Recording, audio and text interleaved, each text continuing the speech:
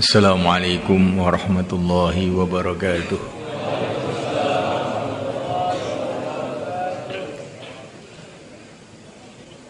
Hadirin yang dimuliakan Allah Ta'ala,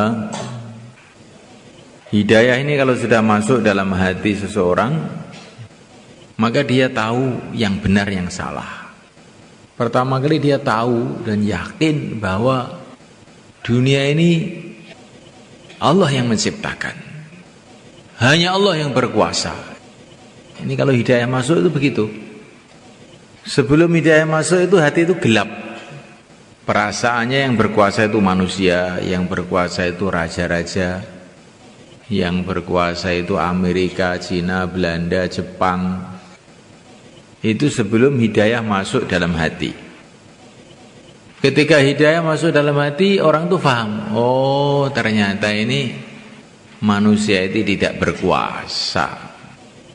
Yang menciptakan manusialah yang berkuasa. Kalau manusia ini kuasa, nggak ada manusia mati.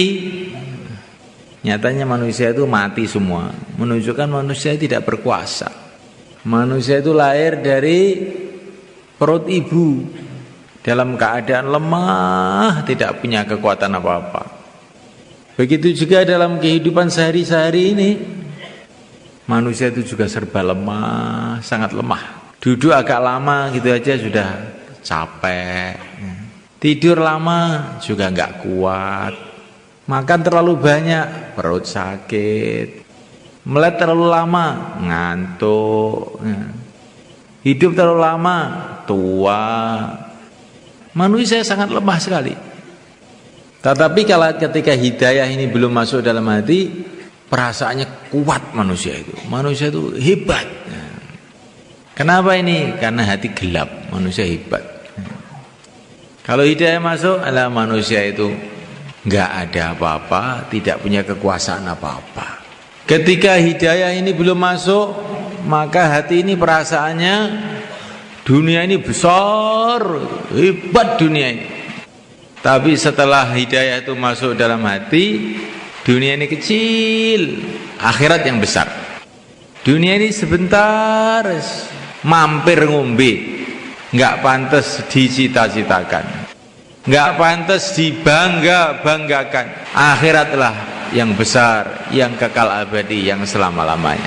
Kalau hidayah ini masuk dalam hati semula kan, orang itu akan punya kefahaman dan punya keyakinan. Yang paling menguntungkan untuk orang hidup ini satu aja, taat kepada Allah. Yang paling bahaya dalam kehidupan ini satu aja, maksiat kepada Allah. Nggak ada perkara lebih bahaya melebihi maksiat. Bahayanya maksiat ini lebih bahaya dari penyakit-penyakit, dari racun-racun. Kalau kamu itu kena penyakit, maka kamu itu berarti berhadapan dengan penyakit. Tapi kalau kamu itu maksiat, berarti kamu ini musuhan dengan pencipta alam semesta. Apa enggak bahaya itu? Kalau bahayanya seluruh penyakit, bahayanya seluruh bahaya, bahayanya seluruh senjata, bahayanya seluruh racun, bahayanya marahnya raja-raja, marahnya manusia, marahnya teman, marahnya mertua, marahnya istri, marahnya jin, marahnya setan. Semua dikumpulkan jadi satu. Itu enggak ada apa-apa dibandingkan dengan bahayanya marahnya Allah Subhanahu wa taala. Ini kalau orang itu ada hidayah itu paham perkara ini. Sehingga kalau dia ini berbuat maksiat itu nangis, khawatir dimarahi oleh Allah. Enggak ada habis-habisnya marahnya. Enggak ada habis-habisnya nangisnya. Seperti Nabiullah Adam alaihissalam pernah berbuat salah sekali. Itu pun tidak sengaja karena lupa, sama sekali tidak sengaja. Tapi beliau nangis bertahun-tahun, saking takutnya, karena beliau paham bahayanya marahnya Allah itu bahaya betul. Dan kalau orang itu dapat hidayah itu merasa bahwa taat kepada Allah itu betul-betul sangat-sangat menguntungkan. Sehingga kalau dia taat kepada Allah itu gembira, senang, syukur.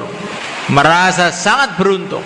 Bagaimana tidak, sedangkan dia ini taat kepada pencipta alam semesta, penguasa dunia akhirat, yang maha kuasa, yang maha rahman, yang maha rahim, yang maha kaya, yang maha hebat segala-galanya.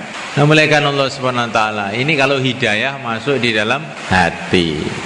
Dan hidayah ini bertingkat-tingkat, memuliakan.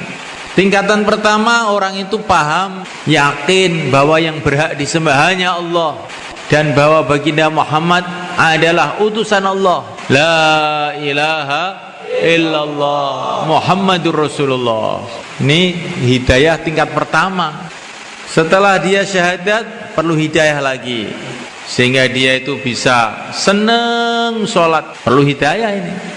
Kalau tidak dikasih hidayah oleh Allah, sudah syahadat juga nggak mau sholat, ataupun sholat dengan males, sehingga sholatnya itu digambarkan Nabi seperti gumbal bosok. Nah, habis sholat, sholatnya itu dihantemkan ke kepalanya sendiri. Seperti gumbal. Sholat ngantuk, sholat apa ya? Nah, itu kalau nggak dapat hidayah itu begitu itu. Kalau nggak dapat hidayah, maka sholat itu hina. Dan barang siapa yang menghinakan sholat, maka dia adalah orang hina di sisi Allah. Setelah sholat perlu hidayah lagi, supaya sholatnya bisa khusyuk perlu hidayah, supaya sholatnya bisa istiqomah perlu hidayah, terus perlu hidayah, supaya bisa puasa perlu hidayah, supaya bisa zakat perlu hidayah. Kalau nggak ada hidayah, suruh puasa nggak mau. Kenapa puasa-puasa, bikin lapar aja. Tapi kalau sudah dapat hidayah, paham dia puasa ini amalan dicintai oleh Allah. Bau mulutnya orang puasa lebih wangi di sisi Allah, melebihi minyak kasturi. Kalau belum dapat hidayah, zakat itu berat. Sudah kerja mati-matian dikasihkan orang, nah, nggak mau zakat, nggak mau. Tapi kalau sudah dapat hidayah, nah ini hartanya Allah, milik Allah, saya hamba Allah, mengeluarkan zakat itu dengan gembira, dengan senang. Setiap amalan perlu hidayah. Haji perlu hidayah, umroh perlu hidayah, zikir perlu hidayah, mencari ilmu perlu hidayah. Ini perlu hidayah semua.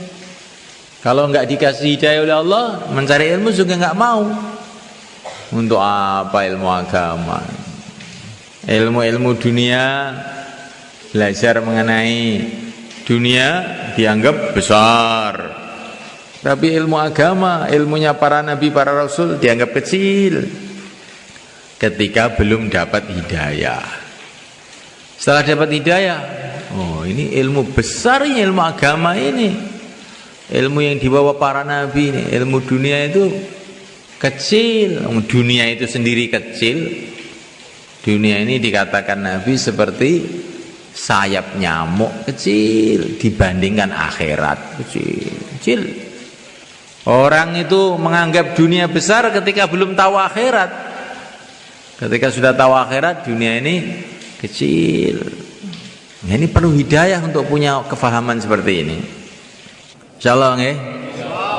Jane nang terangkil iki diomong apa ora petek mudeng.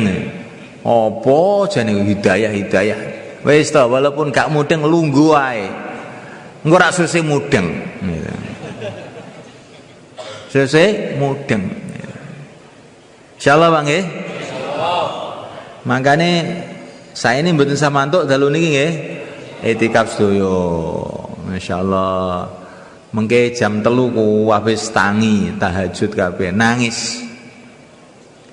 Wong niku supaya duwe derajat. Wong niku supaya duwe derajat nyelametne umat niku diantawisi kalih ya. Amalan loro diantarane. Nomor 1 tahajud, nomor 2 nangis. Itu hadis sedaya niki. Nek iki pengen duwe derajat nyelametne umat, tahajud karo nangis. Tahajud tok rung cukup, tahajud karo nangis. Nangis tok gak cukup. Nangis karo turu gak, nangis karo tahajud. Nek nangis karo tahajud, mengke malaikat sami ndongakne, ya Allah, niki dungane wong njenengan tampi kangge umat. Insyaallah nggih. Kita pengen istri ini dadi sae, anak ini dadi sae, umat dadi sae. Pertama kali dakwah, nomor loro tahajud, nomor telu nangis. Mengke suwe-suwe derajat diangkat kali Gusti Allah.